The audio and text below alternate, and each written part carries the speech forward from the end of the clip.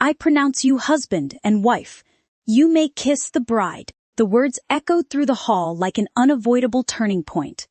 I stood frozen in a cascading white wedding gown, my fingers trembling where they were clasped tightly in his. The man standing before me was Alpha Daniel Grint, the most ruthless, feared werewolf leader in the territory.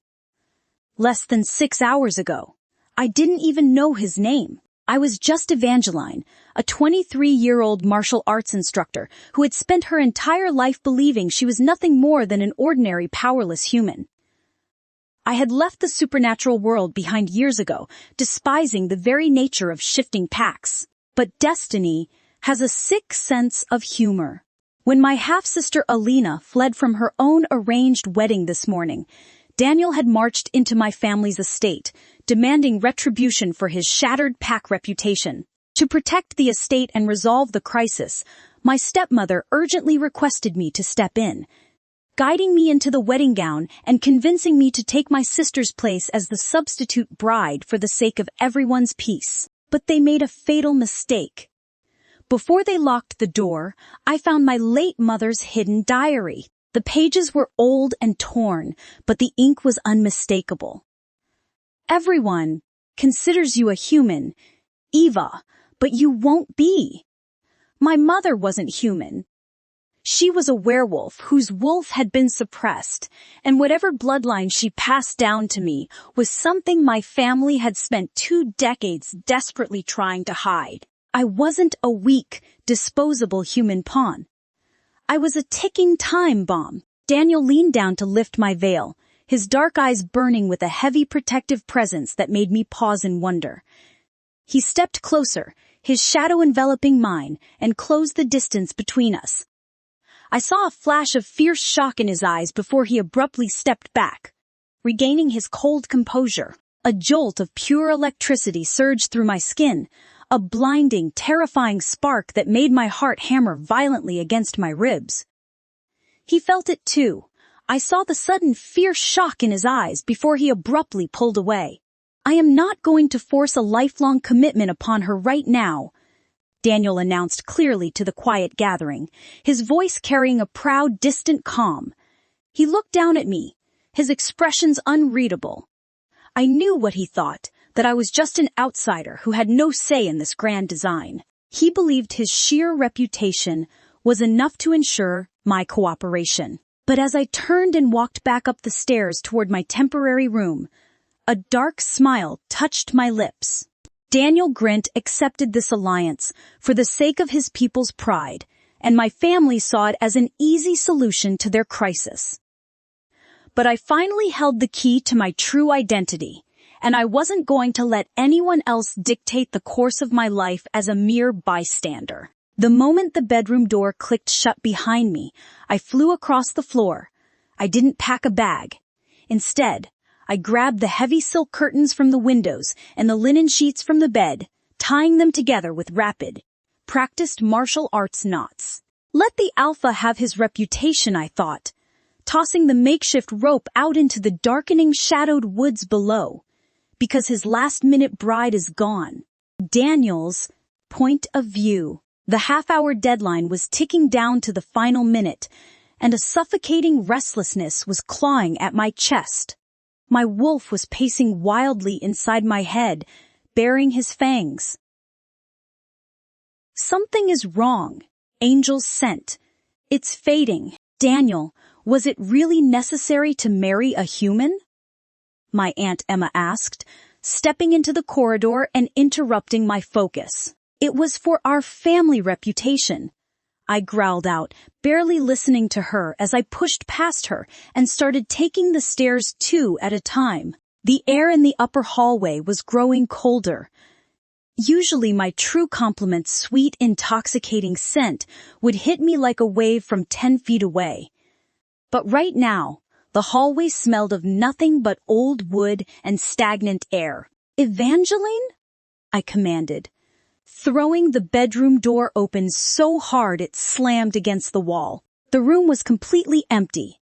The white wedding gown she had been wearing was nowhere to be seen, and the window was wide open, letting in the howling night wind. I stormed across the floor, my eyes landing on the windowsill. Tied securely to the frame was a crude, swinging rope made entirely of bedsheets and torn curtains, dangling all the way to the forest floor. The realization hit me like a physical blow. She hadn't been packing. She had been plotting. A massive wave of disbelief and overwhelming urgency surged within me. My hands tightened at my sides as the sheer power of my presence filled the room, making the surrounding air grow heavy.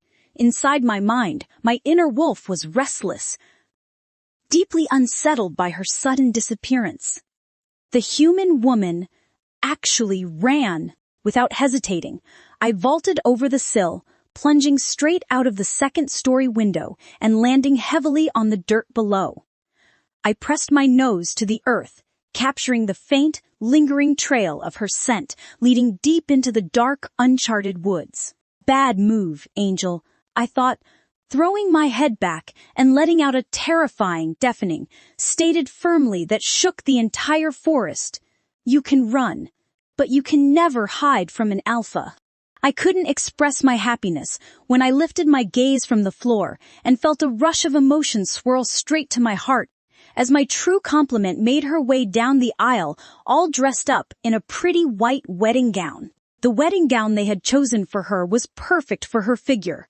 It left me wondering whether they had already planned this all incident, or they had planned her marriage to someone else who was not me. I felt instant rage at that thought. Okay, fine.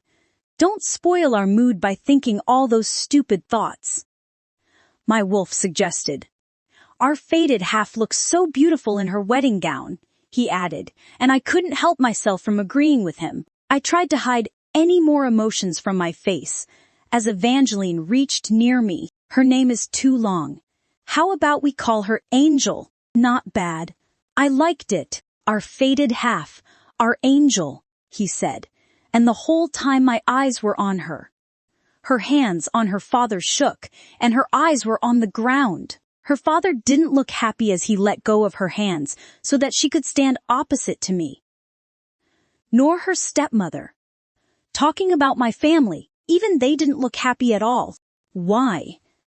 Because half of them had thought that I was getting married to a weak human just for the sake of the pack, while others were feeling sorry for my true complement because they knew what kind of person I was. Angel. On the other hand, I couldn't figure out what she was thinking or feeling, and she was the one I actually wanted to know about. Did any part of her want this wedding to happen? And should it matter to me? As the ceremony started, my wolf started dancing in joy because this time he was ready for the wedding unlike yesterday. He was actually happy today. I do. And with those two words, I finally got my true compliment. My true compliment as my wife now. It sounds so good. I now pronounce you husband and wife. You may kiss the bride. I am not going to soul stamp her, I announced, making everyone silent. At least, not now. I wanted to add that, but my big ego didn't let me say that. Get all your belongings from your room. We will be leaving for our home in half an hour, I said to her with a poker face on which my wolf was scolding me. You could have said those words with love. Whatever. Said. Wes. The time of half an hour was about to end, and at that moment I realized that something was wrong. Angel's scent wasn't as strong as it was half an hour ago, but that couldn't be right. She couldn't have run away from here just after our marriage. Even my wolf started getting restless. Daniel, I wanted to talk about your bride. Why did you? My aunt stopped asking me that question when she observed my expression. What happened, son? I'm not sure, I answered, as both I and my wolf were trying to focus on her scent. By the way, you were saying something, Aunt. Was it necessary to marry a human? Yes, it was for our family reputation, I answered her. I could feel she wanted to ask some more questions, but I was already on my way to her room, looking for her. The last thing I remembered, I had asked her to collect her things from her room. My heart was racing as I climbed the steps 2 at a time. The closer I got, the more worried I became. If she was in there, I should be able to hear her. None of that was happening. I slammed the door open in a rush and scanned the room. You could have opened the door calmly. Now observing your anger and behavior, everyone will get to know that our angel is not here. My wolf tried to calm my anger. Be calm, I told myself, trying to quiet my racing thoughts. Evangeline. I called out, expanding my steps carefully toward the next room when no answer came. I looked around and found a rope, made up of curtains and bedsheets thrown out of the window. I checked that the rope was almost touching the ground. Immediately, the initial calmness vanished, replaced by a surge of overwhelming frustration. A deep restlessness built up within me, making the air in the room feel heavy as I tried to process her unexpected decision to leave. She shouldn't have run away from us, he muttered in anger, and I didn't waste a single second jumping from her window. I sniffed in the air and realized in which direction our fated half had left. Bad move, Angel. I smirked before morphing into the big silver wolf and running in the direction of our fated half, following her scent. Number TBC. End. Wait, I couldn't cry on my fate anymore. After all, I got married to an arrogant and heartless alpha. I wonder what his problem was. One moment, I could find him looking at me with an unknown expression which I couldn't name yet. But at the same time, he looked like he didn't give a damn about this marriage and had nothing to do with me. Well, why would he? He wanted to marry my sister, and got married to me instead. Get all your belongings from your room. We will be leaving for our home in half an hour. Though he again sounded arrogant, but I liked the fact that he mentioned our home. His home was mine now. I quickly walked inside the home to get those pages from my stepmother, which she had said that she would hand over to me. But I could find her, Luna Evangeline. I started that Omega in confusion when he called me with that name. It took me a while to realize that I was now married to an alpha, and that made me Luna. Your mother asked me to give this to you. I nodded my head, taking the paper which she had in her hand. Meet me near the lakeside. Make sure you should come alone, and no one should see you. How in the hell could I manage meeting her near the lake and get all my belongings in just half an hour? Hi-dee, shoo. The moment the moonlight touched my skin, I felt like something happened to my skin. I gently rubbed my hands and ran toward the forest as fast as I could, but I immediately stopped when I saw white hairs growing out of my hands. Out of nowhere, I stopped running and touched my hands again. What kind of sick joke was this? I stared at my hands in sheer disbelief, watching the mysterious silver light trace over my skin. As the moonlight washed over me, an incredible wave of energy surged through my veins. It was overwhelming, a deep transformation that took my breath away. I closed my eyes, embracing the warm rhythm of this hidden power, until it finally settled. After a few minutes, I heard an excited female voice. Hello. Open your eyes. I did what I was told and found no one around. My eyes widened as I saw my toes, which were no longer human toes but furry paws. I took a 360-degree turn only to see my tail. I heard someone giggling. I quickly stopped my stupid activity and got conscious. Well, you can blame me. It does not happen every day. I mean, turning into a wolf from a human. Yeah, that's right. I heard that voice again. Who's here? I asked. But my voice didn't come out like a human. I felt stupid to ask that question. I can still hear you, Eva, because I am a part of you. I don't want to confuse you more. Long story short, I am Ivory, your lichen. With that, I saw a big wolf appearing in my mind whose furs were as white as milk. Lichen? You don't know anything about wolves and their history, do you? I couldn't help but negatively shake my head. Fine then. I will explain. Eternal equal, she shouted in excitement. Eternal equal. I mean our fated half. Yes. I hope you know about fated half and fated match. I do. I mean, not much, but I know that is the person who is sent by Moon Goddess for you, who is meant to love and cherish you. Perfect now. Think about your human form. We have to meet our destined partner.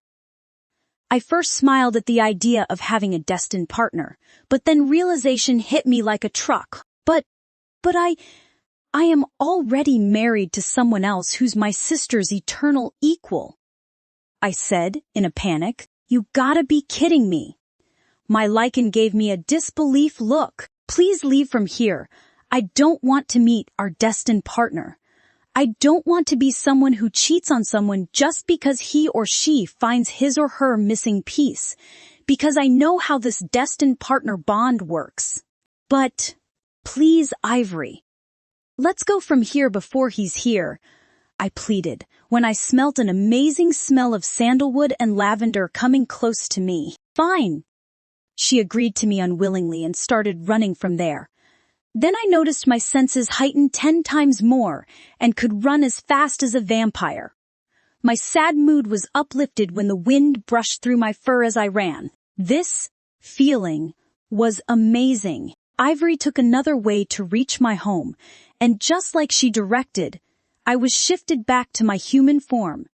And I still had my wedding gown on. Perks of an alpha lichen, she said in my mind. What are the other perks of alpha lichen? I asked her, when I was climbing up to reach my room. No one can sense my presence until I want them to feel it, she said proudly. By the way, are you sure this is your room because I can still smell our fated half? Me too. But I don't think he can come here. Only limited people are allowed to enter my room, and I don't think our destined partner will try to risk his life by trespassing in our pack without Alpha's permission. I answered, more like I explained to myself. I finally entered my room and sighed in relief with the thought that I didn't get caught by anyone, but my happiness didn't last long.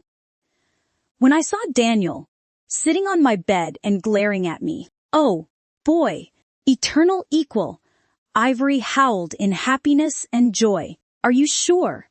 Because he's my sister's fated half, and he is the person whom I'm married to. Ivory immediately became silent, considering what I just said while I gulped nervously when I saw him walking toward me in anger. This is not good. Number TBC, where were you?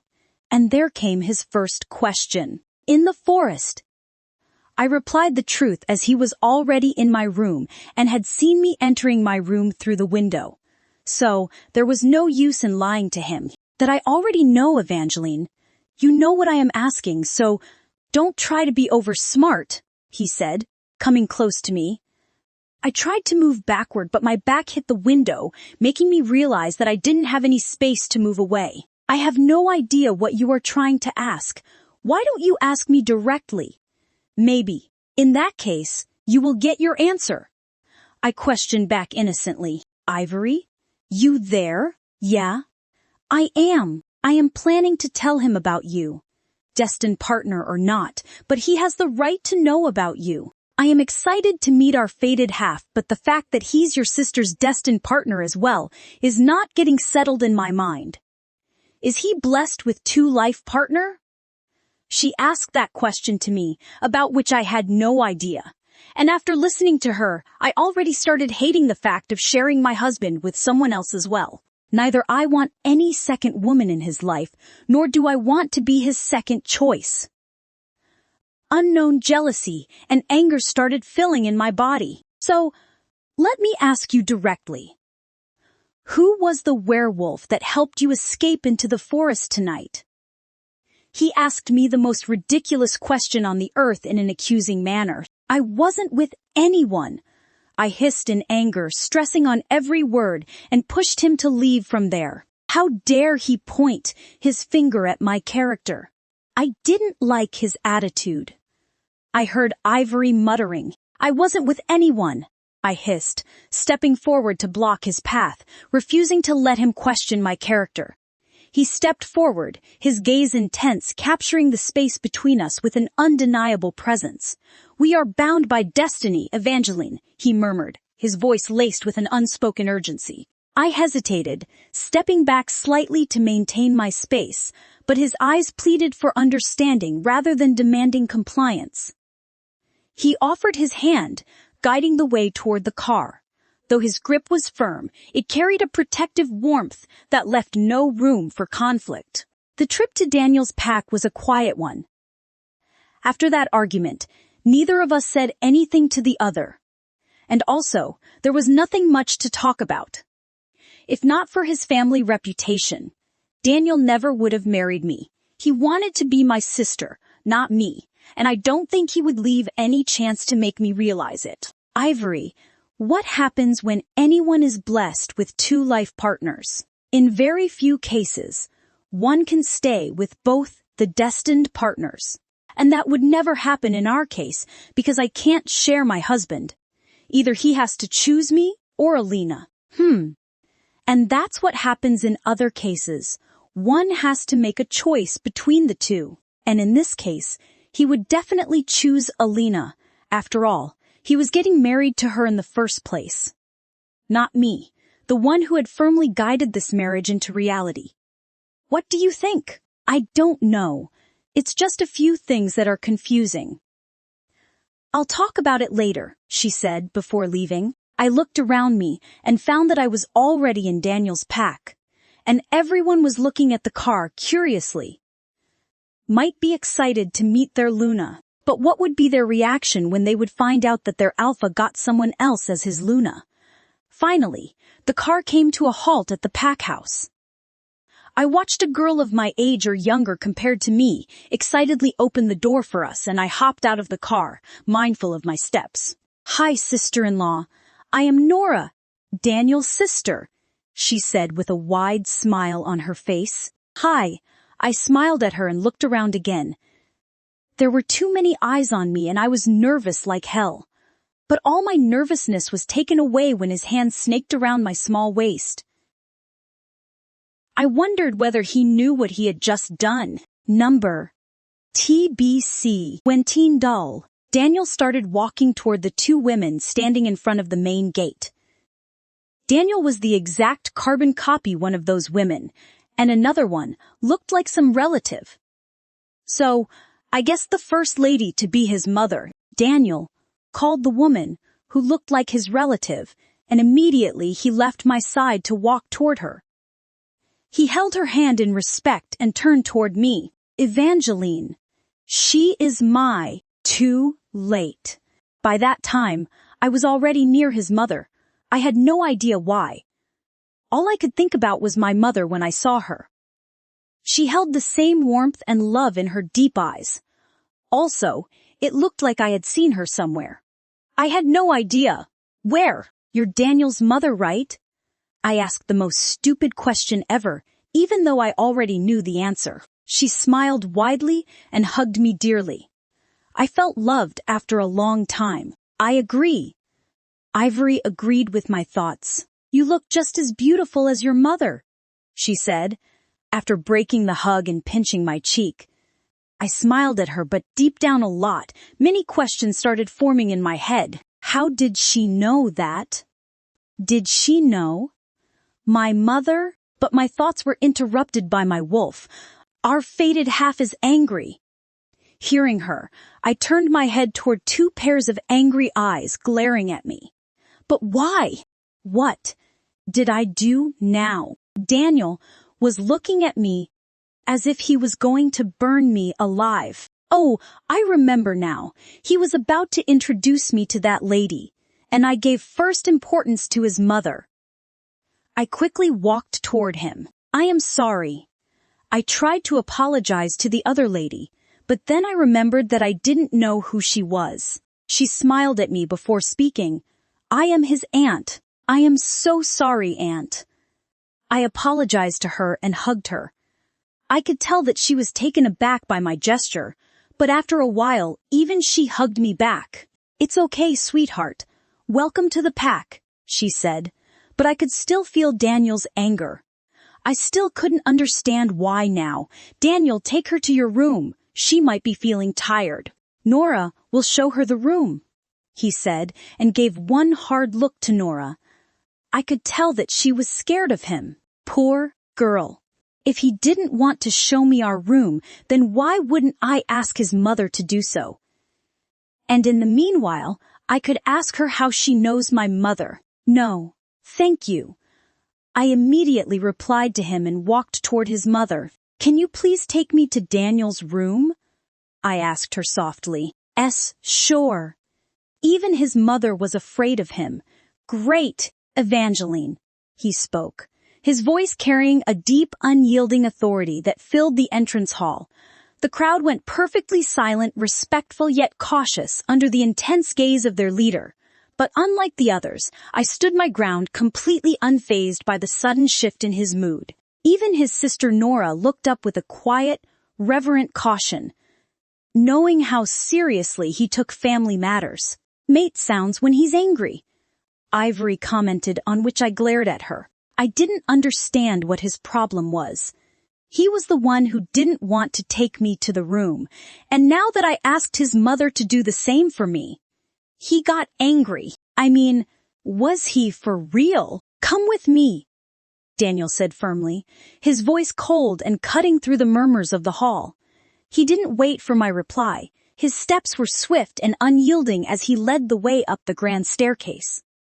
I walked closely behind, matching his fast pace to keep my composure in front of the entire pack. The moment the heavy oak doors of his chamber shut out the rest of the world, he turned to face me, his gaze locking onto mine with intense frustration. "For your own safety, I strongly advise you to keep your distance from that woman," he stated, his voice laced with a deep protective seriousness that left no room for doubt. "And who the hell are you to decide with whom I should speak and with whom I shouldn't?" I questioned back in the same tone. I was seriously mad over this man. I couldn't understand how I was going to share all my life with him. "Don't ask me who I am because you already know that. Still, I am reminding you that you're my match. My wife now. You are here in my pack, in my room because you're my wife," he hissed. "I know that I'm your wife, and I am not going to follow any orders until I hear the reason behind it," I answered back. "Now, I would like you to leave me. I have to use the washroom." Daniel didn't say anything. Number TBC. It was still 4 in the morning, so I was thinking about taking a small nap. After all, I had a very long day. But I couldn't sleep in my wedding gown for sure, and I clearly remembered that I didn't take anything with me after our wedding because Mr. Arrogant dragged me from there. "Are you planning to stay in the washroom all your life?" I heard his voice from the other side of the door. "Yes. It's better than staying with you," I replied in the same sarcastic tone, and after that I didn't hear anything from him again. After staying for one more minute, I stepped out of the washroom. The man standing in front of me was a masterpiece, and I think he knew that because that's why he had a smirk on his face when I was staring at him. "Like what you see?" he asked arrogantly. "Don't think about our destined partner in that way. He could be arrogant and bossy, but I feel that we can trust him," Ivory said, on which I agreed, but I was still feeling nervous as I was drowning in my own thoughts. I didn't notice that he came standing in front of me. "I know you haven't brought anything with you, so use this as for today. I will ask someone to get all your belongings from the city." Daniel's point of view. My relationship with my mother was not good, and observing Angel getting involved with her made me angry. I knew it was my mistake that I didn't discuss it with her before, but when I asked her to stop speaking with that woman, she questioned me back. Moon goddess, would this girl even listen to me? Angel was angry too. I could sniff the tension in the air. That's why for then, I wanted to keep our argument aside, because I knew she was tired and needed rest. I knew she didn't have any clothes with her because I didn't let her take anything from her parents' pack. That's why I offered my clothes, and thankfully she took my clothes without any arguments. As she went to change her clothes, I couldn't help but think about all the incidents which had happened until now. I was positive that she was with any werewolf in the forest. Otherwise, there was no way she could have escaped from me. But at the same time, I couldn't smell anyone else's scent from her. Does she have someone else in her life? I quickly shook my head at that thought, but then I knew nothing about her and her past. My wolf growled at me for that stupid thought. And you will mess up our relationship with her if you continue to fight with her like this. Human or not, the one meant for me or not, she is now our other half and we should respect her. He added, it's easy for you to say. After all, you haven't seen what I had seen years back. I muttered, and still my mind was thinking about my destined partner leaving her room without telling anyone. Why? Was everything so messed up? Was I thinking too much? I heard her coming out of the washroom. As I looked up, I arrived at the conclusion that I wouldn't be able to think of anything else tonight apart from her. Standing in front of me was the most beautiful woman I had ever laid my eyes on. Her black hair was now fully open, and for the first time, I saw that they were so long, reaching up to her waist. I couldn't believe that within such a short, unusual aura of time, she had become impossible to ignore. She looked at me quite shyly. Our eyes met and everything else around us faded. Her blue eyes stared deep into mine. It was like both of us were trying to look deep inside each other. I could see that she looked confused, like she was searching for some answers, but was not able to get them. She looked so stressed. For a second, I thought that I should ask her, but stopped myself as we weren't that close. Yet, she looks breathtaking in your clothes right now that I wanted to stay close to Harry, wanted to stay close to her. My wolf said in excitement. Shut up! I scolded him. You can take the bed and I will use the couch. I finally said, ignoring the wild thoughts that my wolf was speaking. Number TBC. Wet, yo. No, I will sleep on the couch. You should use the bed as it's your room, she argued back. Not again. Why should she have to argue with me all the time? Why couldn't she listen to me? But then again, I hate to admit it, her stubborn nature intrigued me. The beast inside me loved her feisty side, drawn to her strength. I mean our room. She corrected herself after a while. After hearing R from her, I relaxed a little, thinking, at least she considered my room as her as well. Number, you should use the bed. After all, you are tired. I tried to reason with her. And so you are. I am not the only one who got married today. Besides, that couch is so small for you. You won't fit in. She made me realize something which I hadn't thought about. And I must say, she was right. But my big ego couldn't let her win in this argument. What do you mean by, I won't fit in? I questioned her, even though I knew she was talking about my height and my big figure. Also, I just loved talking to her. I didn't know whether she knew this or not, but her voice was so melodious. Why do you have to pick a fight with me all the time? She asked angrily. Can't you understand one simple thing, that I didn't want to offend you? It's just your tall body won't fit on that small couch, she added. But guess what? There is no use of talking to you because you are not going to listen to me. I am stupid who was getting worried for you. She huffed and sat beside him. I was amused listening to her words. Even though she was angry, she looked so cute in it. It showed that she cared for me, and my heart swelled up with joy. I knew she was right, but I also knew that she wouldn't be able to sleep comfortably on the couch, and I could never let my angel feel any discomfort. Don't worry about me. I can sleep in all the unusual places. I am habitual to it, but humans like you are not. So now don't argue and just sleep. I saw her opening her mouth to say something, but then she closed it without saying anything. Maybe she got the idea that no matter what she would say, I wouldn't listen to her. She glared at me. "You're impossible," she said before sleeping. "I don't want to lose her." "Daniel, me, neither. Still, you're fighting with her like a kid.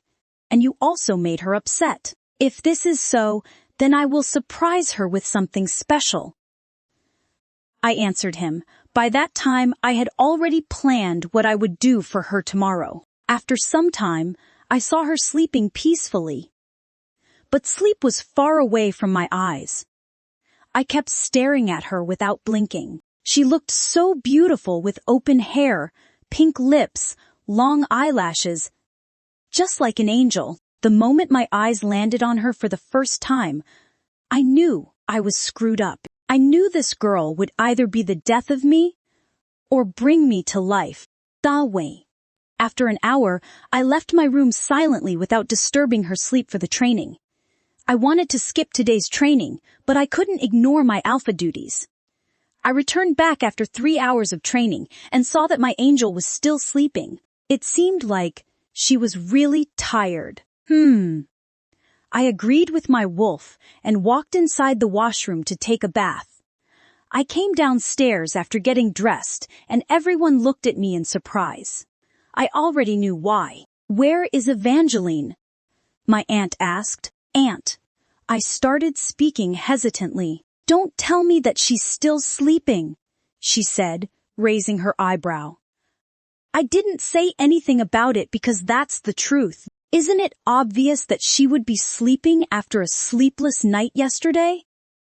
My father teased me and my eyes widened in shock, though nothing happened between us and they could smell that as well, but my cheeks turned pink with embarrassment which I tried to hide.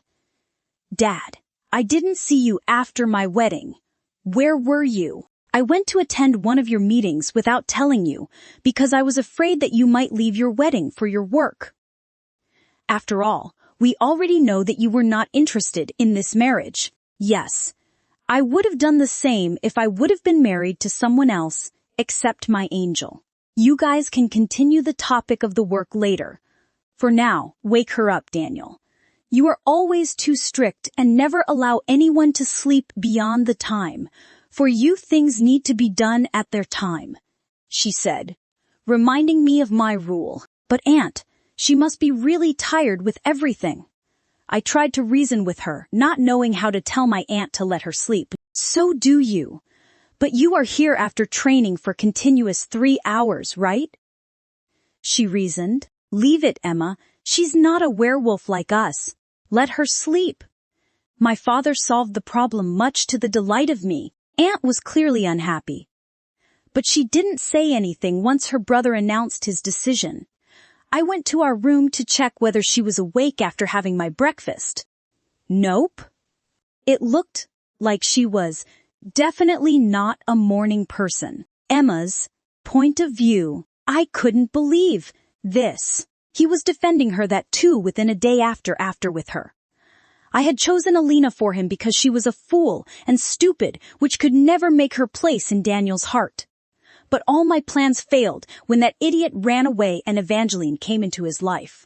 I don't know more about her, but I can tell that she is something and she had her effect on Daniel. Not to mention, she doesn't look stupid like her sister. I am not sure yet, but I feel like Daniel already started liking her, even though she is nothing but a human. I can see that in his eyes, even though he had maintained a cold look from outside. The way he kept looking at her during the wedding. His eyes showed love and happiness, for which he had longed for years. And I wouldn't let him live happily, no matter whatever I would have to do to accomplish my task. He robbed my happiness, and how could I let him be happy? I have to do something before things get out of my hand. Number TBC. Angel, wake up. I gently shook her up. 2 minutes, babe, she mumbled. Babe, who is he? I thought, and started getting angry. She was here near me in my room, on my bed, and was thinking about someone else. I couldn't help but growl at her sleeping figure. In no time, she woke up and looked at her surroundings. Dendong Evangeline's point of view. I quickly took in my surroundings, The wall facing the bed was rounded, and wasn't the wall at all, but glass from floor to ceiling. Dark red curtains hung to one side, and the walls were a cream color, and bedding was black and red around me.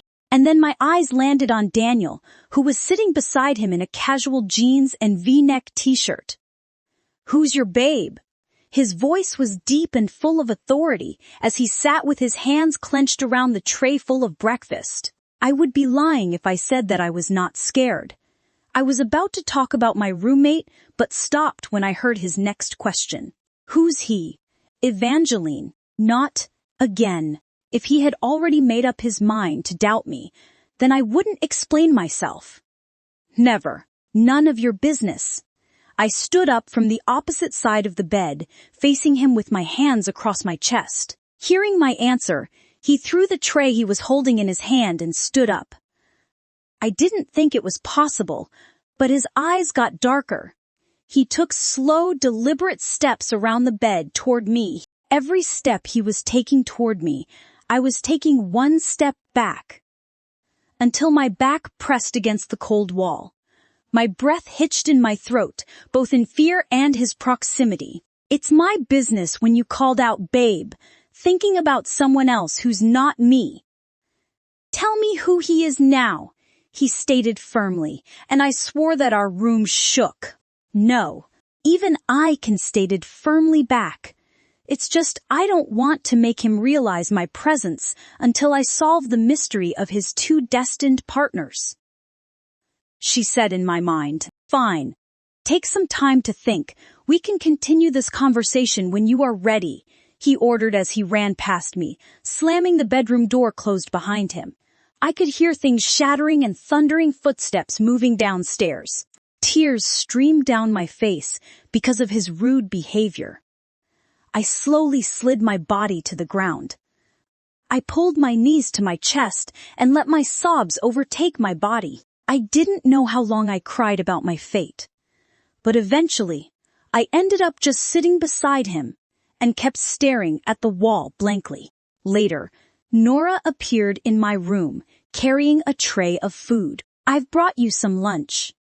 She slowly stopped inside the room, holding the tray to me and judging my mood. "Does he know?" I asked emotionlessly, and I didn't move, just stared. "Yeah. Actually, he himself sent these foods. Thank you. But I am not hungry. Nora, please take the lunch with you." "But please, Nora, I insist," I said, and narrowed my eyes, giving the signal that I wanted to be alone. She nodded her head and left the room. I thought about grabbing some sleep instead of doing nothing in the room. Immediately I jumped when the bedroom door flung open, revealing a very agitated Daniel holding the same tray that Nora had. He stepped in carefully. "Angel, you need to eat, please," he said gently. "I am not hungry." "You're lying, Angel. Please," his begging tugged at my heart, but he didn't know just how stubborn I could be. I was about to decline his request again, but that's when my stomach showed its presence, making me embarrassed in front of me. "See, even your stomach is demanding for food," he added, pointing toward my stomach. I kept silent for a while until his handful of food reached near my mouth.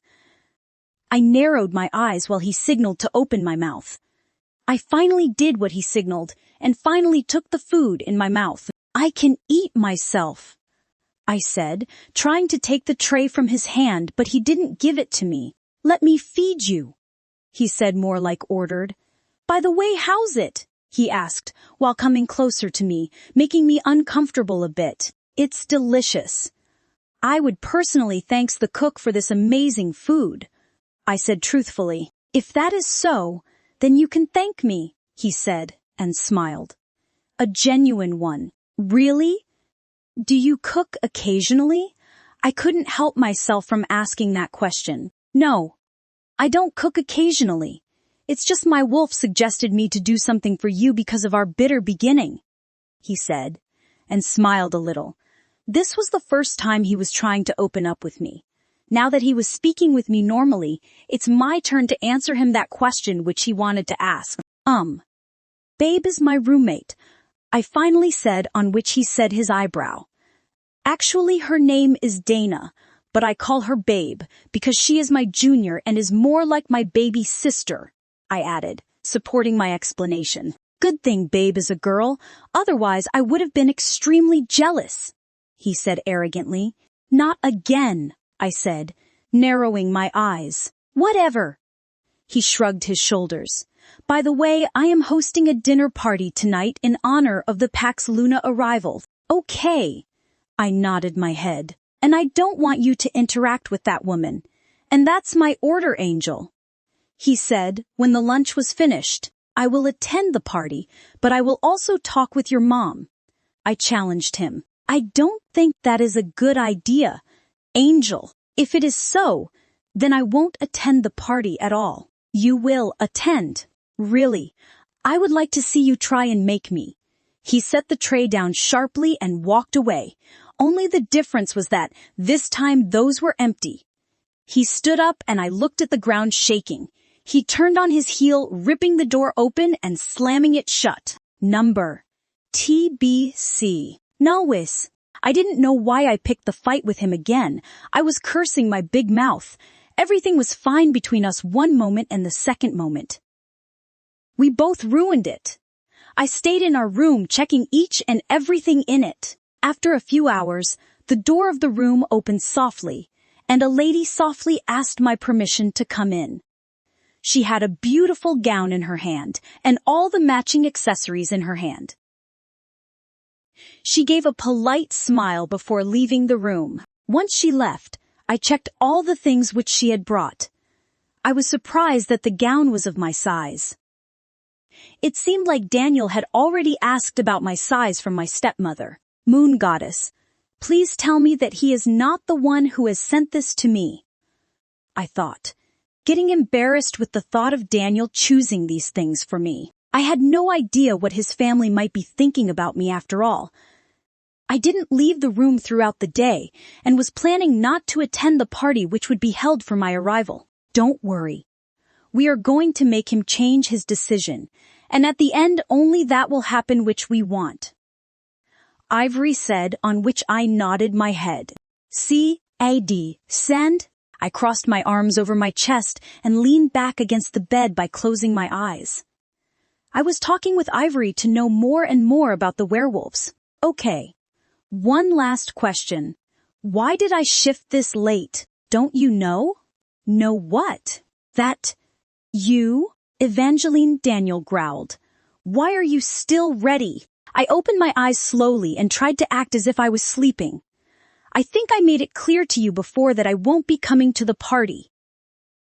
I heard his sharp intake of breath, which made me turn to look in his direction.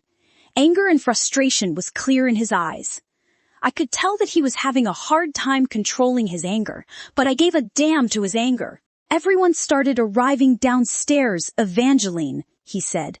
And I won't tolerate any of your misbehavior if it comes to my and my family reputation. So better dressing up quickly or what? Oh, Moon Goddess, what was this man doing to me? Was it healthy to feel this way around someone that would leave you at the end? Daniel, Evangeline, we heard the voice of his aunt. You go inside the washroom. I will tell her that you're getting ready for the party. He ordered. Again, an order from him, but right now was not the time to argue, so I nodded and went inside. Once I was inside the washroom, he opened the door. Where is Evangeline? Don't tell me that she's giving you a hard time. It's not like Aunt Emma. You know girls these days. It's just she is taking a lot more time in getting ready for the party. Right now, she's inside the washroom. Good. I have brought this necklace for her. I will ask her to make her wear this on her gown, she said, and felt that she came inside the room. So I will wait for her to come out. How can I go out when she is there? That too in Daniel's clothes.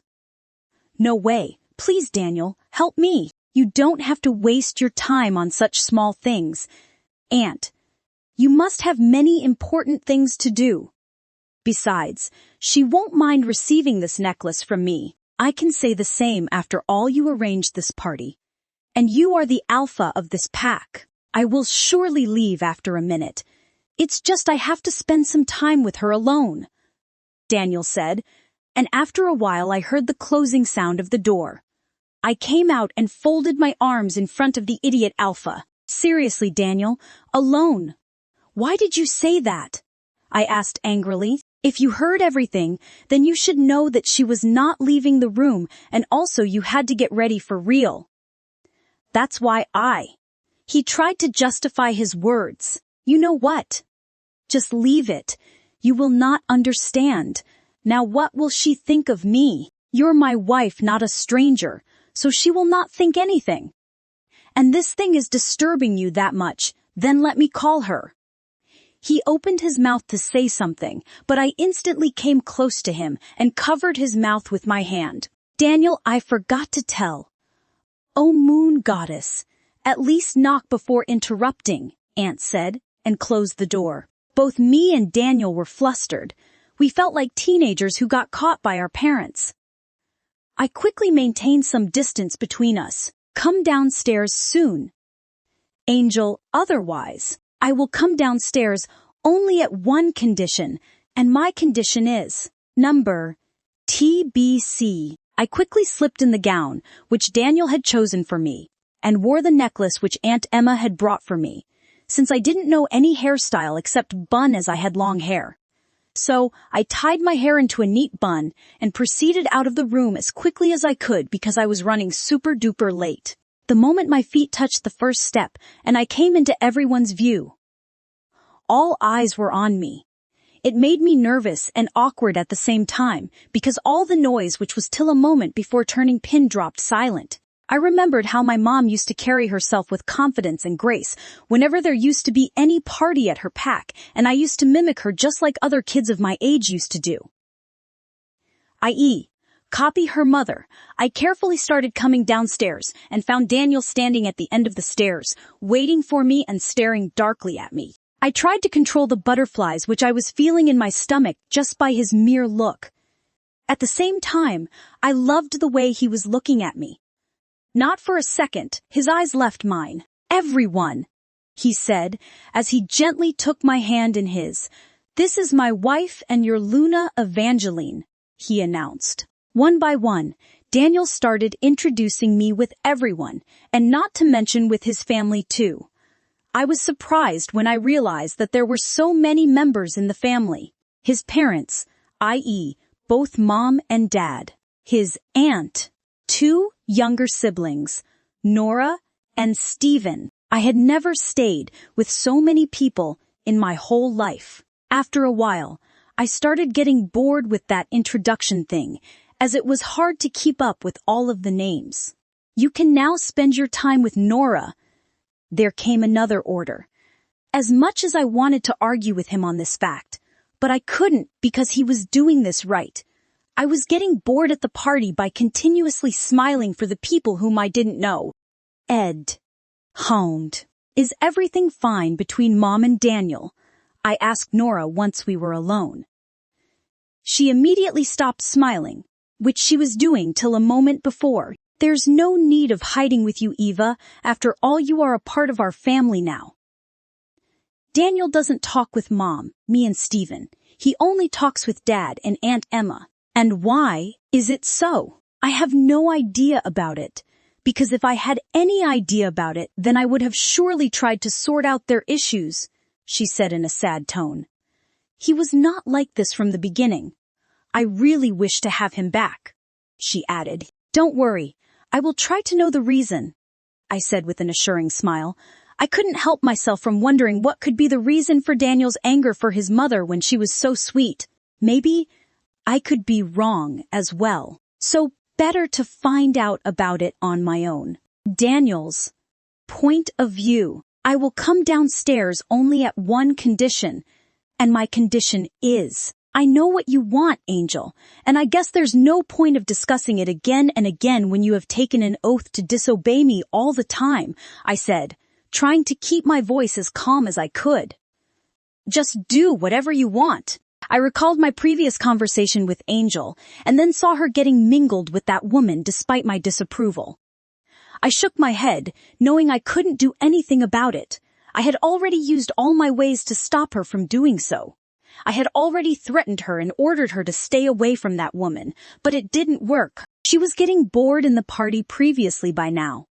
With that woman, she seemed happy, and a part of me wanted her to let her mingle with that woman by observing her smile and for the sake of her happiness. While I was thinking all this, I didn't observe Nora reaching near me.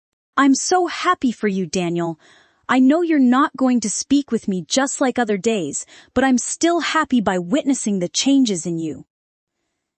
You talked to me after a long time for Eva, when you asked me to take food for her. In fact, I'm happy for you too. You're blessed to have Eva in your life as your wife. Earlier, I wasn't happy with the idea of you getting married to someone who's not your fated half, not for the pack. But if the bride is like Eva, then one should grab that opportunity with both hands. I really liked her. She's kind and loving just like you used to be. By the way, congratulations, brother." Saying this, she hugged me while I controlled myself from hugging her back. Once she broke the hug, I saw sadness in her eyes. I wanted to take them away from her eyes, but I couldn't. After a while, she left from there and my eyes started looking for Angel again, but I couldn't find her anywhere. I started looking for her until I found her with Aunt Emma. They were having some serious conversation. "He is an amazing son and will be the best husband for you. Just give him some time. You will know yourself soon," I heard Aunt speaking. "If he is an amazing son, then why doesn't he treat his mother right? Don't raise this topic in front of him. There's a reason behind everything. All I would suggest is to give him some time and try to understand him because he won't tolerate you being close to that woman. But why does he hate her? This girl and her questions. Gage. That's none of your business." There I came into the picture. "Aunt, can you please give me a minute with her?" She nodded and left from there. "Why are you so concerned about them?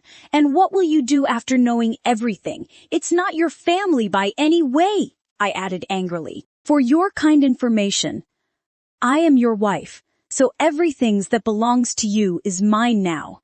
And I am so concerned about them because I never got a chance to live with such a sweet family before. I didn't get a chance to spend time with siblings because my stepmother never wanted me as a part of the family, and Alina never considered me as her sister. While on the other side, you're blessed to have everything in your life, but you don't treat them right. I want everything to get sorted before it is too late, because we realize the value of the people and things when they leave." She angrily left from there. Rest of the party went like a blur. She was so mad at me that she didn't even bother to look at me.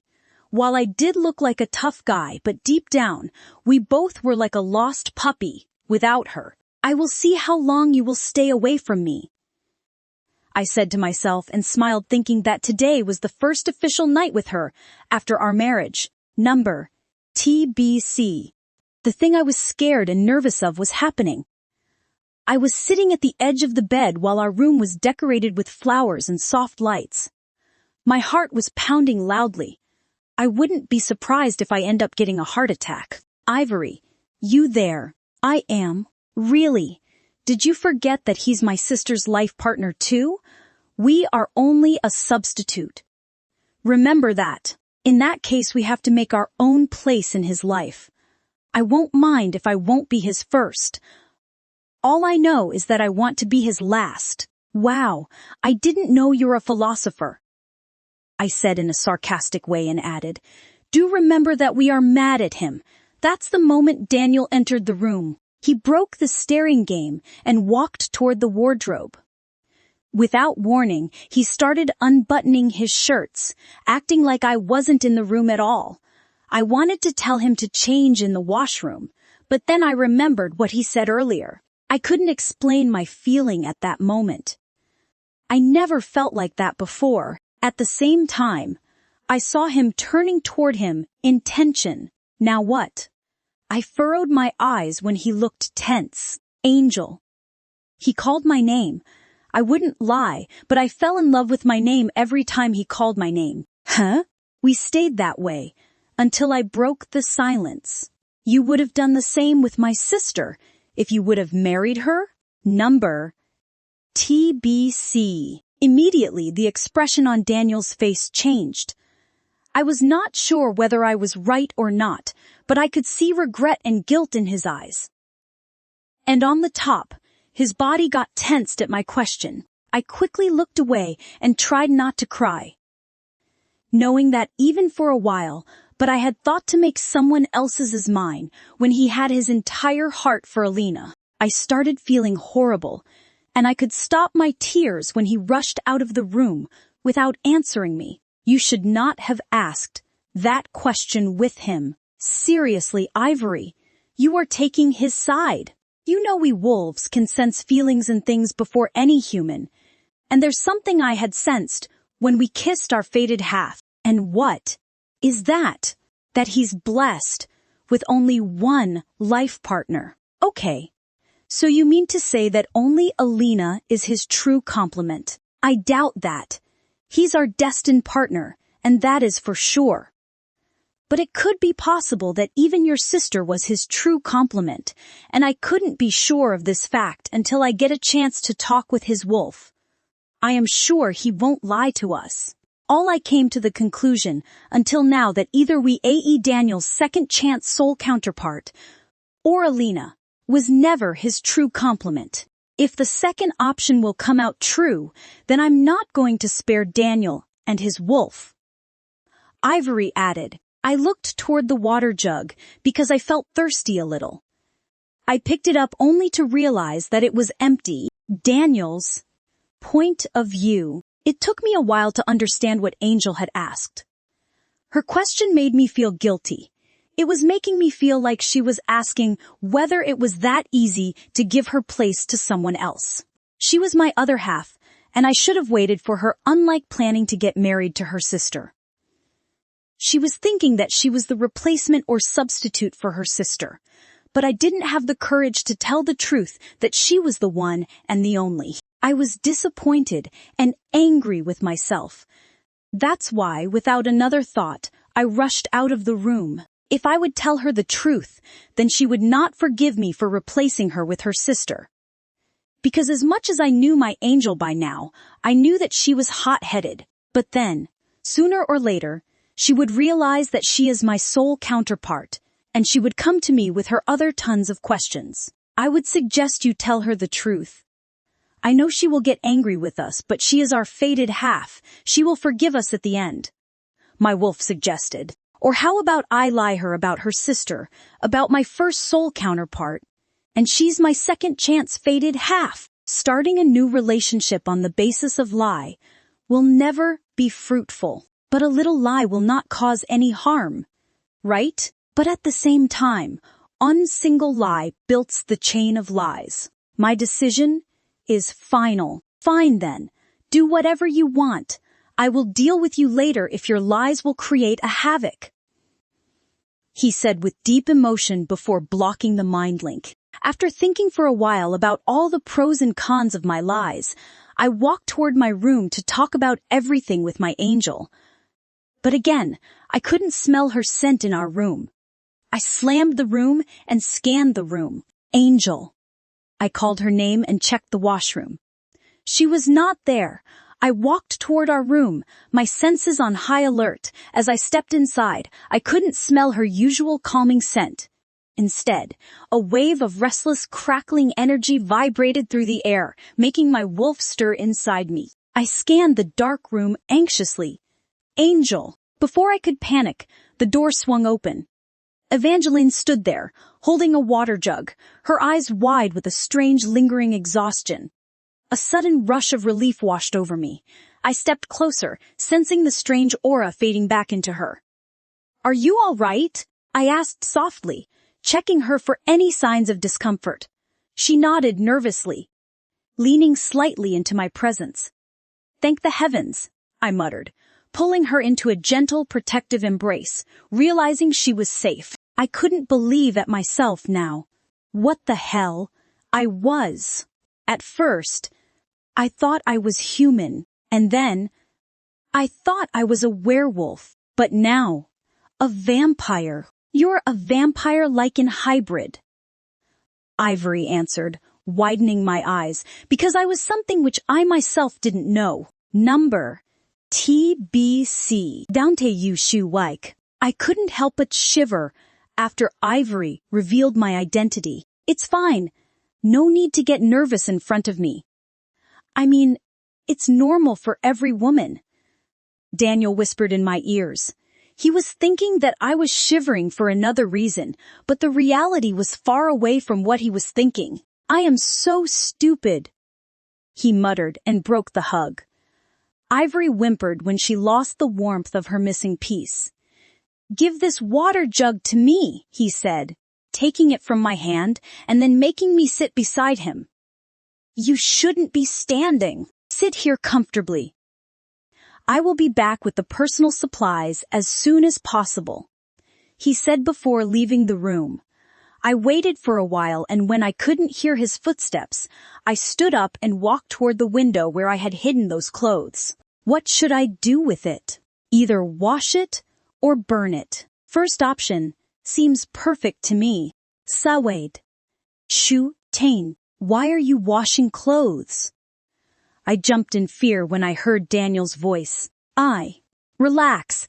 Everything's now fixed. He won't be able to find out anything until you share it with him. Ivory's voice calmed me down. I get it.